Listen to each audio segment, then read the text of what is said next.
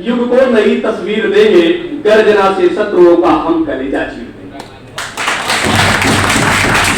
और गर्जना किस बात की होगी और हमारे शत्रु कौन होंगे? हमारे शत्रु वो होंगे जो बड़े कैंपसों में बैठ करके भारत टुकड़े टुकड़े होंगे के नारे लगाएंगे।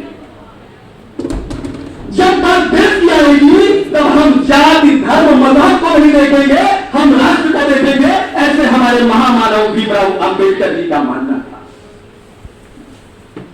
लाख कठिनाइयां सहने के बाद भी, जीवन में संघर्ष करने के बाद भी आज हम सब उनको पूजने के लिए मजबूर हैं। मैं मजबूर शब्द का प्रयोग कर रहा हूं। पूजने के लिए मजबूर इसलिए है क्योंकि उन्होंने अपना पथ नहीं छोड़ा।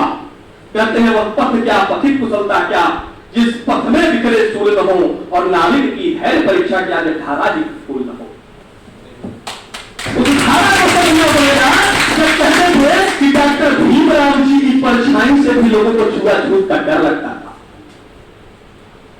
तब भी बाबा साहब भीमराव अंबेडकर जी ने अपनी हार नहीं मानी। उन्होंने यह नहीं माना आज का युवा छोटी छोटी बातों पर नाराज होकर, उदास होकर, फ्रस्ट्रेट होकर आत्महत्या तक का कदम उठा लेता है। आए दिन के अखबारों को आप देखिए तो प्रोफेसर से लेकर के छात्र तक और बड़े बड़े अधिकारी भी फांसी के फंदे पर झूल जाते हैं क्योंकि वो उस संघर्ष को, उस शरारत को झेल नहीं पाते हैं। लेकिन डॉक्टर बाबा साहब भीमराव अंबेडकर के जीवन से हमें यह सीख मिलती है कि जिस व्यक्ति को पानी पीने का अधिकार नहीं दिया गया, जिस व्यक्ति को चूल्हा छूट के उस दलदल में फंसाया गया, उससे बार बार बेइज्जत किया गया, ऐसे व्यक्ति ने जब अपने चिंतन से, अपने मन से एक ऐसी पुस्तक लिखी जिसके बेस पर, जिसके आधार पर आरबीआई की स्थापना होती, सोचिए उसका चिंतन कितना बड़ा रहा होगा। लेकिन यह अकेले की स्थिति से नहीं हो सकता। एक अकेला कहते हैं कि जब अंधकार से लड़ने का संकल्प कोई कर लेता है तो एक अकेला जुगनू ही सब अंधकार कर लेता है। लोग कहते रहे कि कोई हमारा साथ नहीं दे रहा है, लेकिन जब कोई भी अकेला खड़ा होता है कि मैं परिवर्तन लाऊंगा, मैं परिवर्तन को सूचित करूंगा और मैं परिवर्तन के लिए उठूंगा, तो हर चीज की तीन अवस्थाएं हैं। सबसे पहला तो विरोध होगा, जो बाबा साहब का हुआ वो आप सबका भी होगा। जब आप अपने कार्य क्षेत्र में कुछ अच्छा करने के लिए जाएंगे तो सबसे पहले विरोध होगा। और दूसरी परिस्थिति तब आती है जब आप सोचते हो कि आप उस विरोध को पार कर लोगे तो आपका उपहास लाया जाएगा, ये बंदा कैसे कर सकता है, देखता हूं कैसे करेगा। लेकिन जब आप उस बेइज्जती को झेल करके आगे बढ़ने का वह जिम्मेदारी ले लेंगे कि हमें आगे बढ़ना ही है, हमें लाख मुश्किलें आए, हमें आगे बढ़ना है, तब जाकर के स्वीकृति मिलती है, तब समाज उसे स्वीकार करता है और तब कहता है कि नहीं, वो जिस मार्ग पर चल रहा था वही मार्ग अच्छा है। कहते हैं व्यक्ति बनना बहुत बड़ी बात नहीं है, किसी को व्यक्ति से व्यक्तित्व बनना भी बड़ी बात नहीं है, लेकिन व्यक्ति से विचार बन जाना ये बड़ी बात होती है। और वो डॉक्टर बाबा साहब एक व्यक्ति नहीं है, व्यक्तित्व नहीं है, एक विचार है। जिस विचार को लेकर के हम आप चलते हैं वो विचार है समरसता का विचार, वो विचार है समता का विचार, वो विचार है कि हम छुआछूत को नहीं मानेंगे।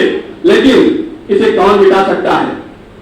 आज भी राजनीतिक दल जब बात करते हैं तो आप देखते होंगे लगातार के चुनावों में जाति समीकरण बनाए जाते हैं, जहां प्रतिभाओं को दरकिनार करके जातिवाद के नाम पर लोगों को लोकसभा और विधानसभाओं में भेजा जाता है। ये दुर्भाग्य है कि संविधान के होने के बाद भी हम आज भी उसी चंदन में फंसे हुए हैं कि हम जातिवाद के नाम पर, धर्मवाद के नाम पर, क्षेत्रवाद के नाम पर, और ये बात जो है ये हमारे समाज को दिन पर दिन खोखला करता जा रहा है, हम आपस में पड़ते चले जा रहे हैं।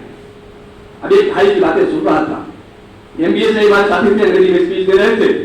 मैंने सुना कि उन्होंने कहा कि हिंदू धर्म ने कभी उनको एक्सेप्ट नहीं किया। मैं ये कहना चाहता हूं कि हमारी प्राचीन संस्कृति में न कोई शूद्र था, न कोई ब्राह्मण था, न कोई वैश्य था, न कोई, सबको एक समान अधिकार था। तभी तो श्री रामचंद्र निषाद राज को भी गले लगा लेते हैं और साथ पढ़ने का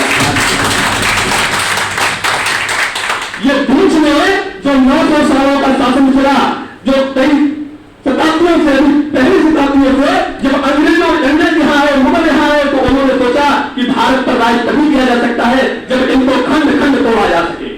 हमारे यहाँ शादी विवाहों में देखिए, किसी भी कार्यक्रम में देखिए, हमारे यहाँ की अर्थव्यवस्था, हमारे यहाँ की संस्कृति और सभ्यता इस प्रकार से बनाई गई थी कि हर जाति एक दूसरे के ऊपर निर्भर थी, हर जाति एक दूसरे की पूरक थी। हम बढ़ना पड़ेगा अपने इतिहासों को। हम उन लोगों के लिए नहीं है कि हम काम आज से क्या चाहता बस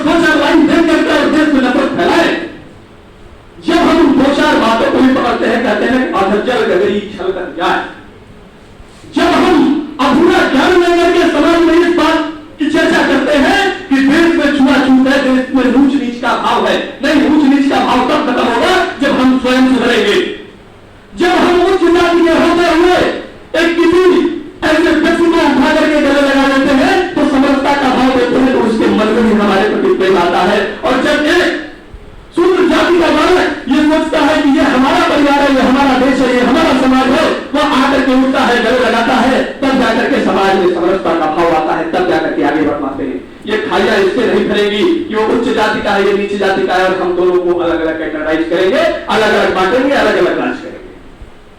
और ये बदलाव आता कहां से? ये बदलाव हमारे जगहों से नहीं आता, ये बदलाव हमारे कैंपसों से आता है। जब हम कैंपस में बैठते हैं, जिस चेयर पर जाकर बैठते हैं, हम कभी नहीं पूछते कि हमारे बगल में बैठते वाला शुद्ध है, ब्राह्मण है, क्षत्रिय की जाति का है।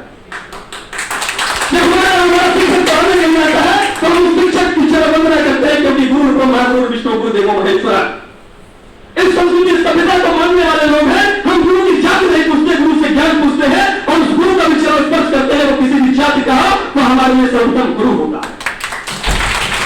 उसकी जाति हमारे लिए मायने नहीं रखती, उसकी संस्कृति, उसकी सभ्यता, वो कैसे रहता है, क्या खाता है, क्या पीता है, कहां रहता है, ये मायने नहीं रखता। उसका ज्ञान हमारे लिए मायने रखता है, और हम उस गुरु को भी पूजते हैं। इस संस्कृति सभ्यता के लोग हैं। जब गुरुकुल में पढ़ने के लिए लोग जाते हैं, जब विश्वविद्यालय में पढ़ने के लिए जाते हैं, महाविद्यालय में पढ़ने के लिए जाते हैं, तो हम उसकी जाति नहीं पूछते, मित्र बनाने से पहले नहीं पूछते कि आप किस जाति के हो। फिर ये कुरीतियां आई कहां से? इसे भी समझना पड़ेगा। इसका समय नहीं है कि बताया जा सके, इसे तो हम युवाओं को पढ़ना पड़ेगा, क्योंकि आज भी इस देश के ऐसे कैंपस जो नए A++ ग्रेड से नवाजे जाते हैं, वो इस देश को तोड़ने के लिए कुछ प्रयास हमेशा करते रहते हैं, इस समाज को बिखरने का प्रयास करते हैं। वो प्रयास करते हैं कि किस प्रकार से हमें जातियों के नाम पर बांटा जा सके, किस प्रकार से हमें क्षेत्र के नाम पर बांटा जा सके, किस प्रकार से हमें धर्म के नाम पर बांटा जा सके, और तब जाकर के उनकी राजनीति से दौड़ सके और ये देश को खंडित कर सके। लेकिन हम ऐसा नहीं होने देंगे, क्योंकि हम वो युवा है जो जाति को नहीं मानते, धर्म को नहीं मानते। हमारी यही जाति है कि हम विद्यार्थी हैं। हमारी एक ही माता है। कभी अंबेडकर जी को विवेकानंद जी के साथ देखते हैं तो हमारी एक ही माता है, वो भारत माता है। धर्म को नहीं मानते, एक ही धर्म है, मानवता, और हर व्यक्ति को मानव होना चाहिए। सड़क पर गिरा व्यक्ति किसी जाति का है, यह पूछ करके हम उसकी दवाई नहीं करते। अगर हमारे अंदर इंसानियत है, हमारे अंदर मानवता है, तो हम उसको उठाते हैं, उसको पानी पिलाते हैं, उसको अस्पताल पहुंचाते हैं, हम उसकी जाति नहीं पूछते। जब वीर बहादुर सिंह भगवान विश्वविद्यालय में गुरु जी लोग रक्तदान का कार्यक्रम कराते हैं, ये नहीं पूछते कि हम रक्त ले किससे है, रक्त देंगे किसको, हम रक्त उसको देते हैं जिसको आवश्यकता होती है, जिसके परिवार का कोई मर रहा होता है, कोई गरीब होता है, कोई दुखिया होता है। हम नहीं पूछते तुम किस जाति का हो, तुमको रक्त देंगे कि नहीं देंगे। जब कोई प्यासा होता है तो हम उसको पानी पिलाने से पहले ये नहीं पूछते कि आपकी जाति क्या है। और पूछते होंगे वो लोग, जो लोग पूछते होंगे, ऐसे लोगों को भी ये संदेश देना चाहता हूं। मैंने जो कहा ना कि शत्रुओं का कलेजा चीर देंगे, वो वही शत्रु है जो जाति के नाम पर, धर्म के नाम पर हमें आपको बांटने का काम करते हैं। हम सबकी कोई जाति नहीं है, हम सबको केवल अपने समाज के लिए सोचना पड़ेगा, अपने देश के लिए सोचना पड़ेगा, तब जाकर के परिवर्तन आएगा। और कोई भी किसी जाति का हो, किसी धर्म का हो, किसी मजहब का हो, हमें अपने दिमाग से उस चीजों को निकाल देना पड़ेगा। हम किसी जाति के नहीं है मित्र, हमारा कोई धर्म नहीं है, हमारा केवल और केवल एक धर्म होगा, वो इंसानियत होगी।